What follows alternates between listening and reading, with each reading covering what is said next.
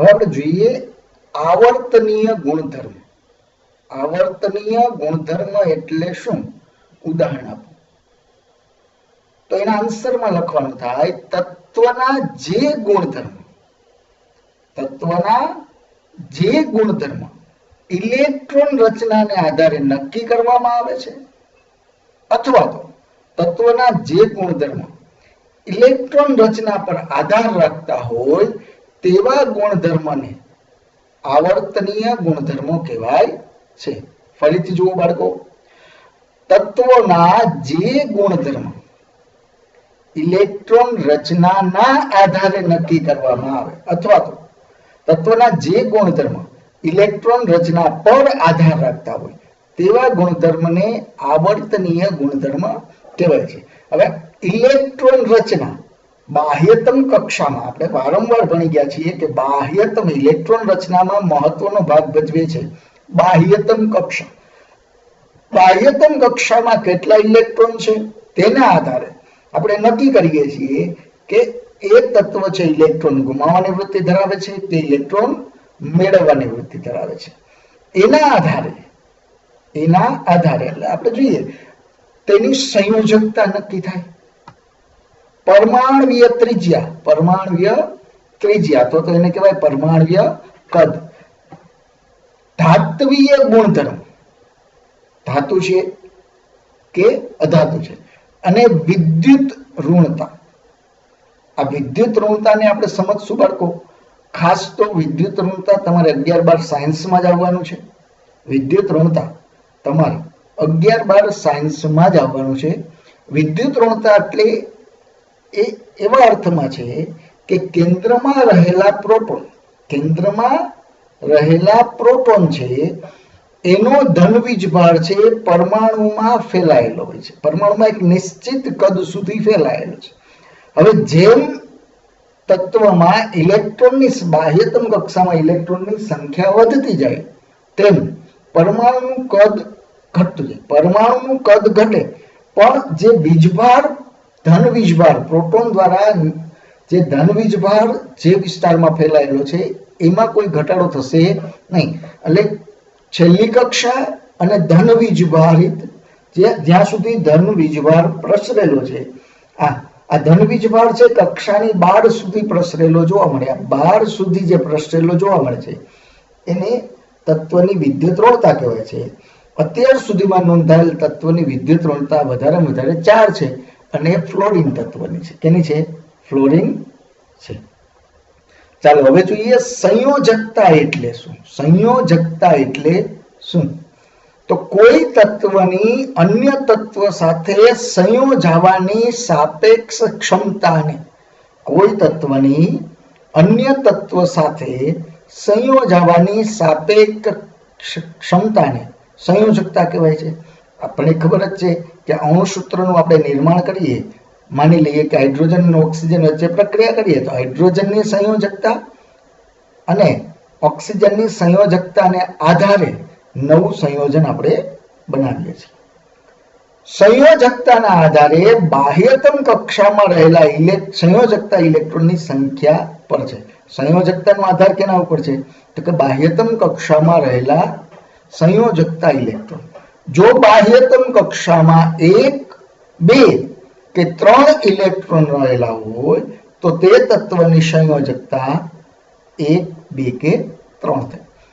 જો બાહ્યતમ કક્ષામાં 5, 6 કે 7 ઇલેક્ટ્રોન રહેલા હોય તો તે તત્વની સંયોજકતા અનુક્રમે 3, 2 કે 1 થાય. સંયોજકતાનું મૂલ્ય બાહ્યતમ કક્ષામાં રહેલા ઇલેક્ટ્રોનની સંખ્યા જેટલું અથવા આ મૂલ્યને 8 માંથી બાદ કરતા મળતા મૂલ્ય જેટલું હોય છે. એટલે કે જો બાહ્યતમ કક્ષામાં 5 ઇલેક્ટ્રોન હોય તો 8 માંથી 5 ને બાદ કરીએ તો સંયોજકતા કેટલી મળે? આપણને 3 મળે. 6 ઇલેક્ટ્રોન હોય તો 8 માંથી 6 બાદ કરો તો કેટલી સંયોજકતા મળે? 2. 7 હોય તો 8 માંથી 7 બાદ થાય એટલે કેટલી સંયોજકતા મળે? 1. હવે ત્યારબાદ આવે છે પરમાણ્વીય કદ. પરમાણ્વીય કદ એટલે શું? આવર્ત અને સમૂહના તત્વનું પરમાણ્વીય કદ સમજાવો. તો જોઈએ પરમાણ્વીય કદ. પરમાણુને આપણે ગોળાકાર કલ્પવામાં આવે. ખાસ બાળકો ધ્યાન રાખજો કે કોઈ પણ પદાર્થ છે એનું તમે કદ ઘટાડતા જાઓ તો એક સમય એવો આવશે કે એ આપમેળે પોતાનો આકાર છે ગોળ સ્વરૂપ ધારણ કરશે. કેવું સ્વરૂપ ધારણ કરશે? ગોળ. એટલે વૈજ્ઞાનિકોએ પરમાણુને કેવી કલ્પના કરી છે? તો કે ગોળાકાર કલ્પી લીધો છે. તો પરમાણુનું કદ શબ્દ પરમાણ્વીય ત્રિજ્યાનો ઉલ્લેખ કરે છે. માની લઈએ કે આ કેન્દ્ર છે અને આ પરમાણુની બાહ્યતમ કક્ષા છે. પરમાણુની આ કેન્દ્ર, આ પરમાણુની બાહ્યતમ કક્ષા. તો આ ત્રિજ્યા છે એ શું દર્શાવે છે? તો કે પરમાણ્વીય કદ દર્શાવે. શું દર્શાવે છે? પરમાણ્વીય કદ. હવે જુઓ પરમાણ્વીય ત્રિજ્યા તો કે એક સ્વતંત્ર પરમાણુના કેન્દ્રથી એક સ્વતંત્ર પરમાણુની વાત છે. તેની સૌથી બહારની કક્ષા વચ્ચેના સરેરાશ અંતરને, એક સ્વતંત્ર પરમાણુના કેન્દ્રથી તેની સૌથી બહારની કક્ષા વચ્ચેના સરેરાશ અંતરને પરમાણ્વીય ત્રિજ્યા કહેવાય છે. હવે અહીંયા આ જે શબ્દ છે સરેરાશ અંતર, આ શું સૂચવે છે? તો આપણને ખ્યાલ છે બાળકો કે હાઇડ્રોજન છે એ દ્વિપરમાણ્વીય અણુ છે, એકલો અસ્તિત્વ ધરાવતો નથી. દ્વિપરમાણ્વીય અણુ છે અને હાઇડ્રોજન વચ્ચે ભાગીદારી થયેલી હોય છે, ઇલેક્ટ્રોનની ભાગીદારી થયેલી હોય છે. હવે માની લઈએ કે એક હાઇડ્રોજન આ રીતે ગોઠવાયેલો હોય છે. જુઓ ખાસ બાળકો, બીજો હાઇડ્રોજન છે આ રીતે ગોઠવાયેલો છે. આ એક હાઇડ્રોજનનું કેન્દ્ર, આ બીજા હાઇડ્રોજનનું કેન્દ્ર. તો આ બંને કેન્દ્ર વચ્ચેનું કુલ અંતર છે એનું સરેરાશ અંતર લઈએ. માની લઈએ કે આ કુલ અંતર છે એ 1 સેન્ટીમીટર છે. આ કુલ અંતર છે એ કેટલું છે? 1 સેન્ટીમીટર. તો હાઇડ્રોજન પરમાણુની ત્રિજ્યા અડધો સેન્ટીમીટર, 1/2 સેન્ટીમીટર થાય. આ માત્ર તમારી સમજૂતી માટે લીધેલું છે બાળકો. જો ખાસ સરેરાશ અંતર લેવાનું છે. જો એક જ પરમાણુ હોય તો સરેરાશ અંતર લેવાની જરૂર છે નહીં. તો કઈ સરેરાશ અંતર લેવાની જરૂર નથી. આ અંતરને શું કહેવાય? તો કે ત્રિજ્યા. પણ આપણે હાઇડ્રોજન, ઓક્સિજન, ક્લોરીન આ બધાને ઓળખીએ છીએ કે બધા દ્વિપરમાણ્વીય અણુ છે, એકલા અસ્તિત્વ ધરાવતા નથી. તો જે તત્વો છે એ એકલા અસ્તિત્વ ધરાવતા નથી તેવા તત્વોના બંને કેન્દ્ર વચ્ચેના સરેરાશ અંતરને પરમાણુની પરમાણ્વીય ત્રિજ્યા કહેવાય છે. પરમાણ્વીય ત્રિજ્યાનું માપન એંગસ્ટ્રોમ, જો ખાસ ધ્યાન રાખજો આ રીતે છે. સંજ્ઞા આવી છે એંગસ્ટ્રોમની, એ ઉપર મીંડું.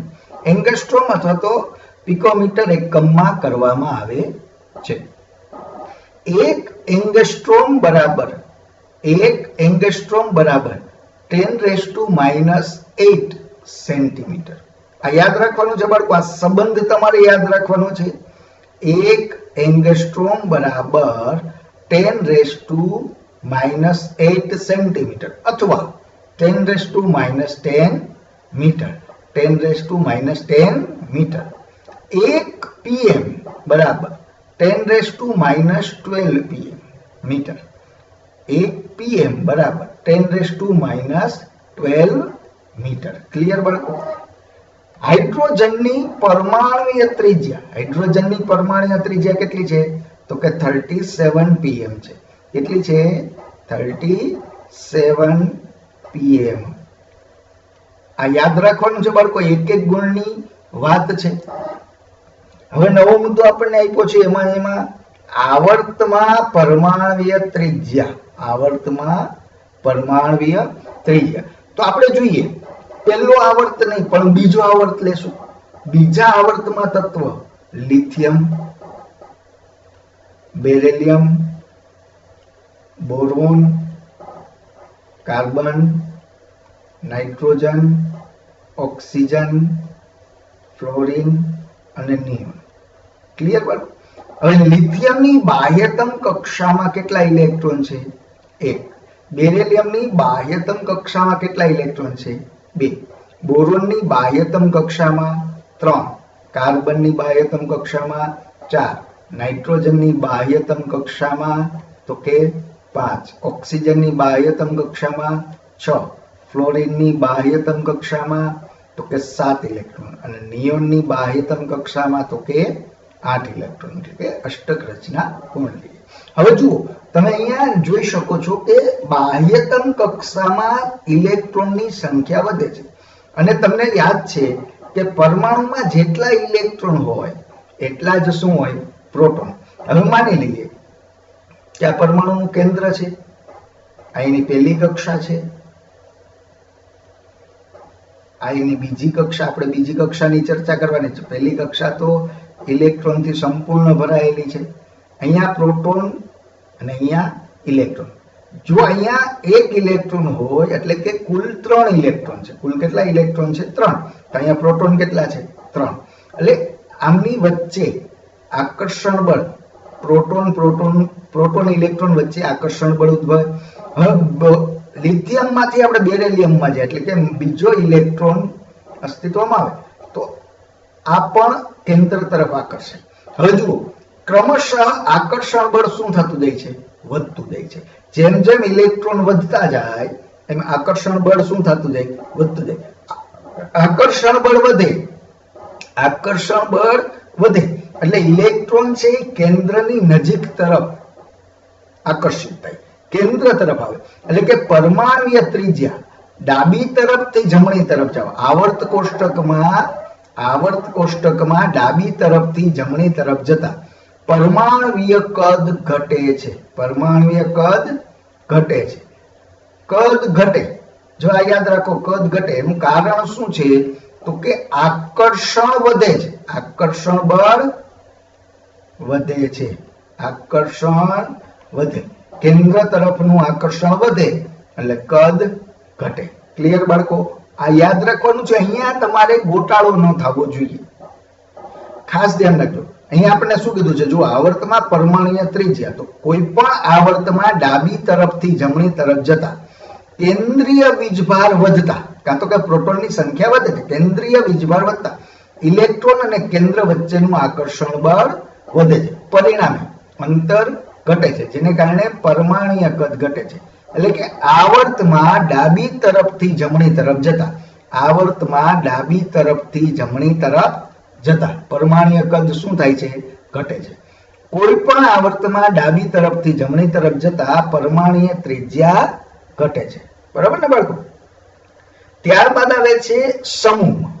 તો સમૂહમાં આપણે પહેલો સમૂહ લઈએ હાઇડ્રોજન, પછી આવશે લિથિયમ, પછી આવશે સોડિયમ, પછી આવશે પોટેશિયમ. હાઇડ્રોજનની ઇલેક્ટ્રોન રચના 1, લિથિયમની ઇલેક્ટ્રોન રચના 2 1, સોડિયમની ઇલેક્ટ્રોન રચના 2 8 1, પોટેશિયમની ઇલેક્ટ્રોન રચના 2 8 8 1. આ ઇલેક્ટ્રોન રચના પરથી તમને ખ્યાલ આવે છે કે હાઇડ્રોજન પાસે એક કક્ષા છે, લિથિયમમાં કક્ષા કેટલી છે? તો કે 2. હવે કક્ષા વધે એટલે કદ શું થવાનું છે? વધવાનું. કદ વધે એટલે આકર્ષણ બળ શું થાય? તો કે ઘટે. સોડિયમમાં કેટલી કક્ષા છે બાળકો? તો કે 3 કક્ષા છે. કેટલી કક્ષા છે? 3. 3 કક્ષા છે એટલે કદ શું થાય? પરમાણુનું કદ શું થાય? તો કે વધે. પરમાણુનું કદ વધે એટલે કેન્દ્ર તરફનું આકર્ષણ બળ ઘટે. આકર્ષણ બળ ઘટે, ત્રિજ્યા વધે. ત્રિજ્યા વધવાનું બીજું એક કારણ કયું છે? તો કે નવી કક્ષા ઉમેરાય છે, નવી કક્ષા ઉમેરાય છે. એમ પોટેશિયમમાં 4 કક્ષાઓ છે, તો 4 કક્ષાઓ તો શું થવાનું છે? કદ વધવાનું છે. એટલે કે સમૂહમાં ઉપરથી નીચે તરફ આવો, સમૂહમાં ઉપરથી નીચે તરફ આવો તો આકર્ષણ ઘટે. આકર્ષણ ઘટવાનું કારણ તો કે અંતર વધે છે. આકર્ષણ ઘટે, પરમાણ્વીય કદ વધે. પરમાણ્વીય કદ વધે. ક્લિયર બાળકો? આ ખાસ સમજવાનું છે. કોઈ પણ સમૂહમાં ઉપરથી નીચે તરફ જતા, કોઈ પણ સમૂહમાં ઉપરથી નીચે તરફ જતા પરમાણ્વીય કદ વધવાનું વલણ હોય છે. કોઈ પણ સમૂહમાં ઉપરથી નીચે તરફ જતા નવી કક્ષા ઉમેરાય છે. શું થાય છે? તો કે નવી કક્ષા ઉમેરાય છે. તેને લીધે કેન્દ્ર તથા બહારની કક્ષા વચ્ચેનું અંતર વધે છે. તેથી જ કેન્દ્રીય વીજભાર વધવા છતાં પરમાણ્વીય કદ વધે છે, કાં તો કે આકર્ષણ ઘટે છે. સમૂહમાં કેન્દ્રીય વીજભાર વધવા છતાં ઇલેક્ટ્રોનનું કેન્દ્રથી અંતર વધતા ઇલેક્ટ્રોન અને કેન્દ્ર વચ્ચેનું આકર્ષણ ઘટે છે, પરિણામે અંતર વધે છે. આમ કોઈ પણ સમૂહમાં ઉપરથી નીચે તરફ જતા પરમાણ્વીય ત્રિજ્યા શું થાય છે બાળકો? તો કે પરમાણ્વીય ત્રિજ્યા વધે છે. હવે જુઓ, નવો પ્રશ્ન છે. આધુનિક આવર્ત કોષ્ટકમાં ધાતુ, અધાતુ અને અર્ધધાતુ તત્વોના સ્થાન જણાવો. ધાતુ તત્વ, અધાતુ તત્વ અને અર્ધધાતુ તત્વ. તો તમે ટેક્સ્ટ બુકમાં આપેલું આવર્ત કોષ્ટક યોગ્ય રીતે નિરીક્ષણ કરી જ લીધેલું હશે બાળકો. આધુનિક આવર્ત કોષ્ટકમાં ધાતુ તત્વ છે ડાબી બાજુ છે, અધાતુ તત્વ જમણી બાજુ છે, જ્યારે મધ્યમાં અર્ધધાતુ તત્વ છે. મધ્યમાં શું છે? તો કે અર્ધધાતુ, અથવા તો એનું બીજું નામ છે મેટેલોઇડ. શું નામ આપ્યું છે? મેટેલોઇડ તત્વ આવેલા છે. તમે જોશો તો તમને આવી ઝિગઝેગ લાઈન જોવા મળશે. આ ઝિગઝેગ લાઈન ઉપર રહેલા તત્વો છે, એ તત્વ છે ધાતુ અને અધાતુને શું કરે છે? અલગ કરે છે. આવી ઝિગઝેગ લાઈન છે એના પર આવેલા તત્વને અર્ધધાતુ તત્વ કહેવાય છે. કેવા તત્વ કહેવાય છે? અર્ધધાતુ તત્વ, જે ધાતુ અને અધાતુને અલગ કરે છે. ધાતુ અને અધાતુને અલગ કરે છે. આવર્ત કોષ્ટકનું યોગ્ય રીતે નિરીક્ષણ કરી લેજો બાળકો. સમૂહ અને આવર્તમાં તત્વોના ધાત્વિય ગુણધર્મોનું વલણ. જુઓ, ખાસ ધ્યાન રાખો. આપણે શું જોયું અત્યારે? કે ડાબી તરફથી જમણી તરફ જતા પરમાણ્વીય કદ ઘટે છે, સમૂહમાં ઉપરથી નીચે તરફ જતા પરમાણ્વીય કદ વધે છે. તેવી જ રીતે ધાતુ અને અધાતુના ગુણધર્મ. તો ધાતુ અને અધાતુના ગુણધર્મો માટે યાદ કરો કે જે તત્વ ઇલેક્ટ્રોન ગુમાવવાની વૃત્તિ ધરાવે એ બધા તત્વ ધાતુ, અને જે તત્વો ઇલેક્ટ્રોન મેળવવાની વૃત્તિ ધરાવે, જે તત્વ ઇલેક્ટ્રોન મેળવવાની વૃત્તિ ધરાવે એ બધા જ કેવા? તો કે અધાતુ. તો સામાન્ય રીતે જે તત્વ વિદ્યુત ધનમય હોય તેવા તત્વ ધાત્વિય ગુણધર્મ ધરાવે છે. ધાતુ તત્વ બંધ નિર્માણ દરમિયાન ઇલેક્ટ્રોન ગુમાવવાની વૃત્તિ ધરાવે છે. એટલે કે તેનો સ્વભાવ વિદ્યુત કેવો છે? ધનમય છે. ઇલેક્ટ્રોન ગુમાવવાની વૃત્તિ ધરાવે છે. હવે જોઈએ સમૂહમાં ધાત્વિય વલણ. તો તમે જુઓ કે ઉપરથી નીચે તરફ જાઓ તો કેન્દ્રીય વીજભાર વધવા છતાં આકર્ષણ બળ ઘટે છે. આકર્ષણ બળ ઘટે છે એને કારણે ઇલેક્ટ્રોન સરળતાથી કક્ષામાંથી મુક્ત થઈ શકે. આકર્ષણ બળ ઘટે છે એટલે બાહ્યતમ કક્ષામાંથી ઇલેક્ટ્રોન સરળતાથી મુક્ત થઈ શકે. એટલે આપણે કહી શકાય કે સમૂહમાં ઉપરથી નીચે તરફ આવીએ, સમૂહમાં ઉપરથી નીચે તરફ આવીએ તેમ ધાત્વિય ગુણધર્મ વધે છે. ધાત્વિય ગુણધર્મ વધે છે, અને ધાત્વિય ગુણધર્મ વધે એટલે અધાત્વિય ગુણધર્મ ઘટે. ધાત્વિય ગુણધર્મ વધે એટલે અધાત્વિય ગુણધર્મ ઘટે. જોઈએ, સમૂહમાં ઉપરથી નીચે તરફ જતા સંયોજકતા ઇલેક્ટ્રોન દ્વારા અનુભવાતો અસરકારક કેન્દ્રીય વીજભાર ઘટે છે, કારણ કે સૌથી બહારના ઇલેક્ટ્રોન કેન્દ્રથી દૂર હોય છે, તેથી તે સરળતાથી દૂર થઈ શકે છે. તેથી સમૂહમાં ધાત્વિય ગુણધર્મ ઉપરથી નીચે તરફ જતા વધે છે.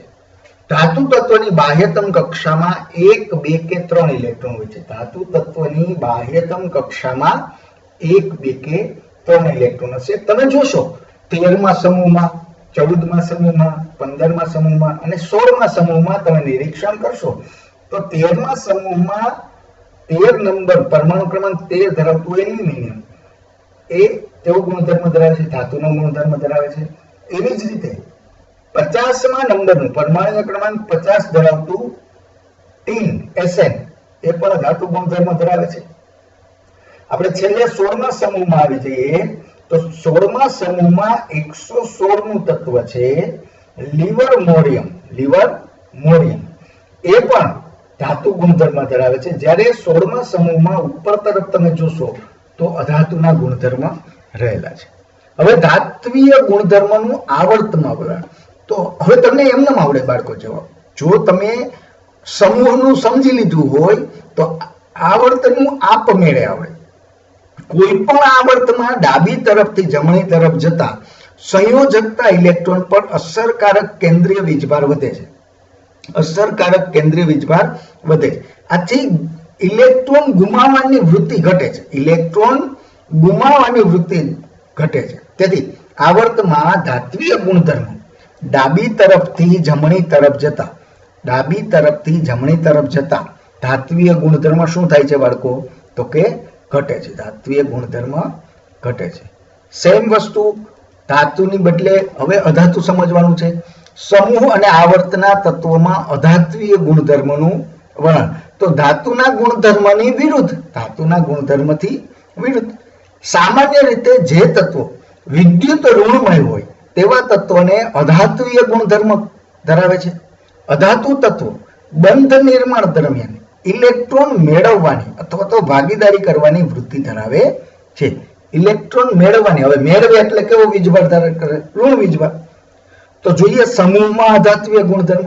હવે સમૂહમાં ઉપરથી નીચે તરફ તમે આવો તો આકર્ષણ બળ શું થાય છે? ઘટે છે. આકર્ષણ બળ ઘટે છે એટલે કે ઇલેક્ટ્રોન ગુમાવવાની વૃત્તિ વધે છે.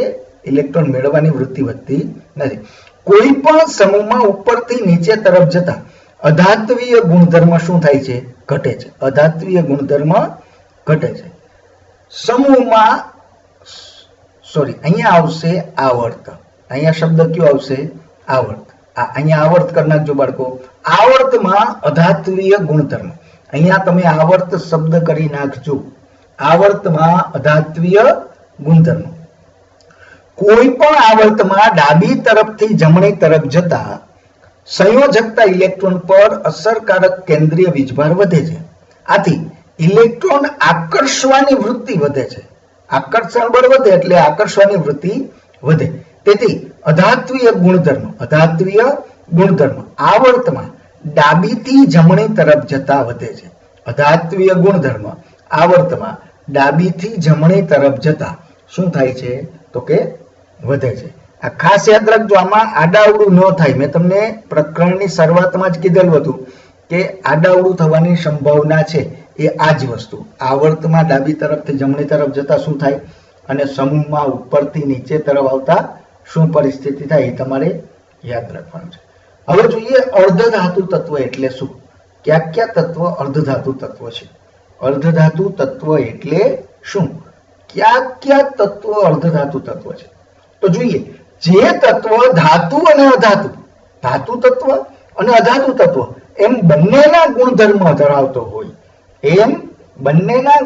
ધરાવતો હોય તેવા તત્વને અર્ધધાતુ તત્વ અથવા તો મેટેલોઇડ કહેવાય છે. તમે આવર્ત કોષ્ટકમાં જોઈ શકો છો બાળકો. આવર્ત કોષ્ટકમાં એક વાંકા ચૂકી ઓરેન્જ કલરની પિંક કલરની લાઈન છે, ગુલાબી કલરની લાઈન છે. એ લાઈનમાં તમે જોઈ શકો તો પરમાણુ ક્રમાંક 5, 14, 32, 33, 51, 52 અને 84 નંબરના તત્વો એટલે કે boron, silicon, germanium, arsenic, antimony, tellurium અને polonium. Boron, silicon, germanium, arsenic, antimony, tellurium અને પોલોનિયમ. આ તત્વ છે એ અર્ધધાતુ તત્વ છે. આ વાંકા ચૂકી લાઈનને ઝિગઝેગ લાઈન કહેવાય. કઈ લાઈન કહેવાય બાળકો? ઝિગઝેગ લાઈન કહેવાય. ક્લિયર? આ થઈ ગઈ ધાતુ, અધાતુ અને અર્ધધાતુની ચર્ચા. આવર્ત કોષ્ટકમાં ધાતુના સ્થાન, અધાતુના સ્થાન અને અર્ધધાતુના સ્થાન ક્યાં છે એ તમને ખ્યાલ હોવી જોઈએ. ધાત્વીય ગુણધર્મ, અધાત્વીય ગુણધર્મ, ઇલેક્ટ્રોન મેળવવાની વૃત્તિ, ઇલેક્ટ્રોન ગુમાવવાની વૃત્તિ, કદ, પરમાણ્વીય કદ, પરમાણ્વીય ત્રિજ્યા, કેના ઉપર આધારિત છે, આ બધી જ માહિતી તમારી પાસે હોવી જરૂરી છે. હવે ખાસ ધ્યાન રાખજો બાળકો, અહીંયા આ પ્રકરણ પૂર્ણ થાય છે. આ પ્રકરણને તમારે વારંવાર રિપીટ કરવાનું છે. જુઓ બાળકો, હજી આપણે બોર્ડની એક્ઝામને ઘણી જ વાર છે, બોર્ડની એક્ઝામને ઘણી વાર છે. એટલે આ પ્રકરણને તમારે સમયાંતરે તમારે એક નક્કી કરવાનું કે દર 15 દિવસે કે 20 દિવસે આ પ્રકરણને આપણે એક વખત રિવિઝન કરી લેવું, જેથી કરીને આ જે ભૂલ થવાની સંભાવનાઓ છે, આડાવડું થવાની સંભાવનાઓ છે, એ સંભાવનાઓ શું થઈ જાય તો કે દૂર થઈ જાય.